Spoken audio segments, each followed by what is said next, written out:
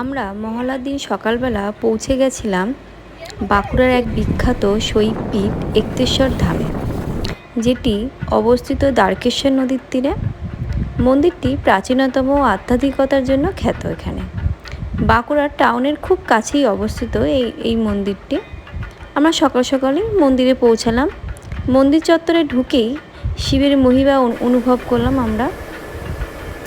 তারপরে মহাদেবের পূজা অর্চনা সেরে আমরা শিবলিঙ্গে জল ঢাললাম, যা এখানে শায়িত অবস্থায় বিদ্যমান। শায়িত শিবলিঙ্গটি একটু অন্যরকম, যা সাধারণত দেখা যায় না। এখানে একটা নতুন মন্দির তৈরি হয়েছে, মা অন্নপূর্ণার মন্দির।